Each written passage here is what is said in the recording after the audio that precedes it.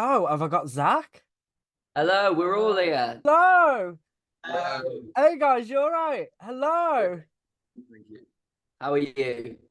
I'm not too bad. I've just come from a bidding war on eBay and I didn't win. Ever so devastated. I'm so sad. My guy thinks he's gonna get 50 quid for this cassette and he is not gonna get it. He keeps putting a reserve on it. I keep winning it and then I keep losing it. Oh, dialing me up, guys. I'm not gonna lie. How are you guys doing? Are you guys okay? Yeah, we're Yeah, good. okay. Very, very good.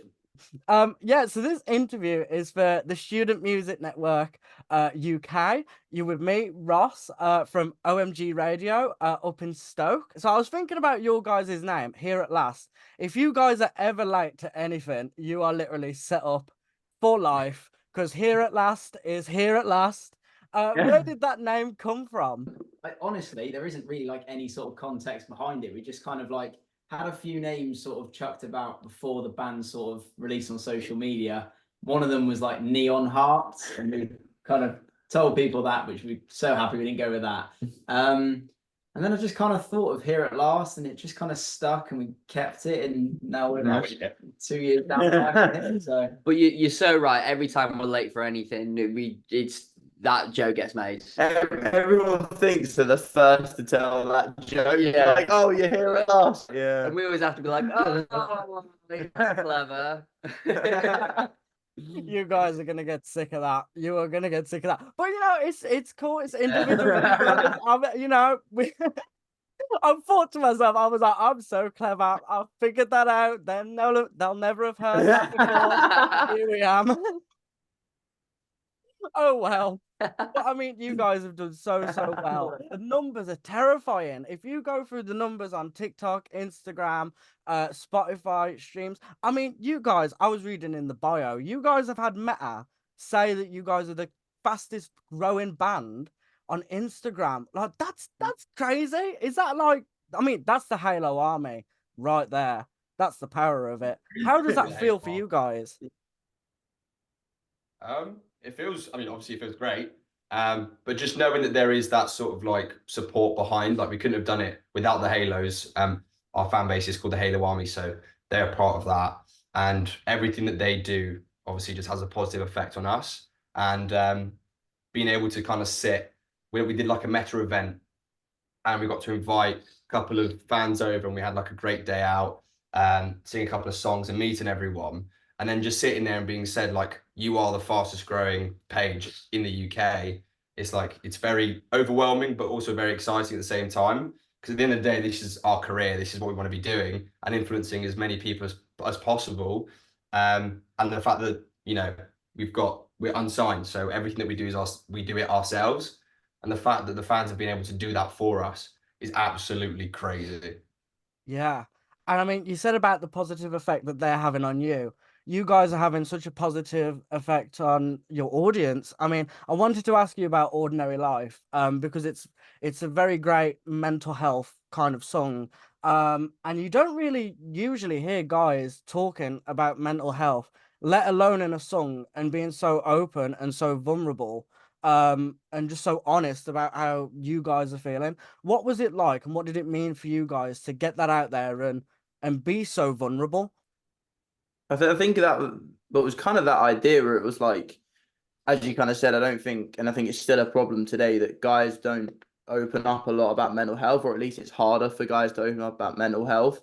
And we kind of thought that if we have this platform with, as you said, like the numbers that we have, we kind of thought it'd be a good idea to kind of just talk openly about it, because we do have like guy fans as well. Obviously, the majority is girls, but we also receive messages all the time from our fans saying they're going through something, or if we can help them, talk to them, which we do a lot. We do reply to DMs as much as we can.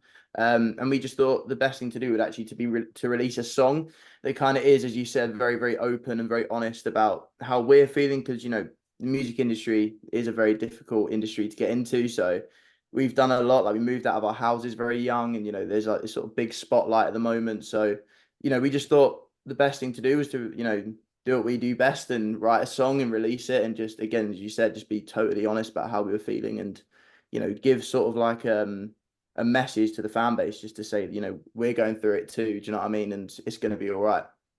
Yeah, exactly. And I mean, you guys should be so proud because it's so overwhelming. It's very underrated to have such a platform and have such a massive audience. I mean, it's not like one of you guys is leading with the followers and then everyone else is kind of trailing behind. You guys are all, you have like an equal share of everything. And you don't really tend to see that with bands, you know, usually you've got one shining star and the rest, you know, but you guys, each and every one of you has your own platform, your own thing going on.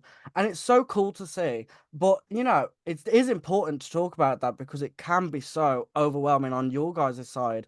With that kind of reach, you know, it's very scary numbers. But yeah, how do you I guys think keep going with that though? How do you keep like grounded and keep going? I think one thing that we always like to sort of show people is that we are just five normal lads enjoying music. And especially with a boy band fan base, it can get very hectic very, very quickly, which we're very, very grateful for. But we live together, and so if anyone's having like a very overwhelming start to their day or end to their day, we are literally like brothers. So we can just speak to each other and just be like, "Listen, lads, this is really stressing me out. What do I do?" And sometimes it's not even about asking what do I do. It's just about telling your mates how you feel, so they understand that you might not be able to give your absolute everything today. So I definitely think that living together helps us, but I think it's more the principle of opening up and going, okay, this is something that I've been thinking about all day. I've been thinking about it for a week. I've been thinking about it for a month. It's never like too late to open up. Doesn't matter how long you've been thinking about it. And we're all very, I don't know, like sensitive people as well. So we're always open to listening to each other, no matter what the conversation is. And that's so good to hear because you know it's so easy to get burnt out, especially when you're being so creative. And you guys are very, very creative, you know, looking for new ways to, you know, get inspired by music and make music. We've just had Dear Taylor. Who's a Taylor Swift fan up in here? What inspired that? We all are. Yeah. Honestly, it's a bit ridiculous how much we play her music. We do love her. She is brilliant. Like we've played her music live before when we've done shows. We played We Can Never Get Back Together last year and we played Shepherd's Bush, and we possibly are playing another one this year, but I don't wanna spoil it. I mean, you've just mentioned about live dates as well and tours. What can we expect from a Here at Last performance? Ooh. A lot of fun. We have a lot of fun when we perform. It's like one of our favorite things to do. And we do as much as we can to make sure, you know, all the people that travel round and round to come see us wherever we are performing, that we give them the best show and their money's worth and everything. So this year, in my opinion, I think it's going to be the biggest show because of how much we're putting into it, like especially the London show at the Indigo. And like if we just think that we put so much effort into it, and you know, we're always thinking, oh, what more can we do? You know, what songs would the fans want? Like we put a story up not too long ago saying what songs would you guys like to hear as the covers, but we're also playing like about 95% of the music that we've released as well. So it's just everything's for the fans. So literally, it's just about making it the best show we possibly can. It's so good to hear, and you guys have got such a connection, and it's just so brilliant to see. What do you think the future looks like for you guys? I mean, you guys have been at it for a little bit now, and you're still so young in the industry. There's so much that can happen. What do you think the future looks like for you guys? I don't think we're in a position where we want to try and plan it out all too much, but we're just gonna try and keep what we're doing, hoping that things grow the way that they're growing, and just see where it takes us. Really, like no one here knows where we're going to be this time next year, but we're hoping for good things. And there's just going to be a lot more music coming out and a lot more shows, and that's all we know. Yeah, I think you guys have got something really, really special. I mean, it's like the numbers again. I don't think anyone's ever seen these kind of numbers. It's so promising, and it's not just about the numbers, really. It is about the creativity, the songs that you're making. They're enjoyed by so many. Um, And my final question for you guys is, what would be your guys' proudest moment so far? And that doesn't have to be career based. It doesn't have to be anything to do with the band if you didn't want it to be. What would you guys say is your proudest moment?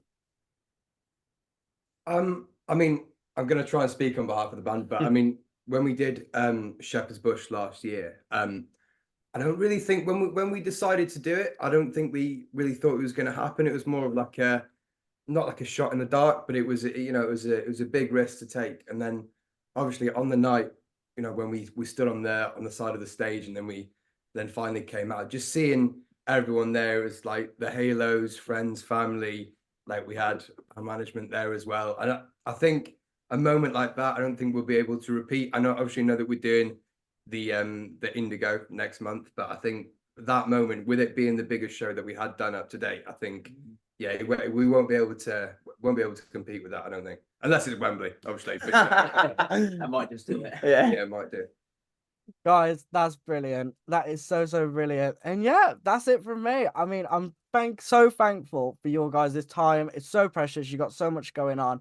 You guys are brilliant, so open, so honest, and you've got so much going on. I'm so excited for the future for you guys, because I know you're just gonna smash it. And yeah, just so thank you for coming. And You've yeah, been, you've been really great. thank you. Thank you And very thank you to the much. Student Music Network as well for organizing this, putting it together. We're so grateful for them too.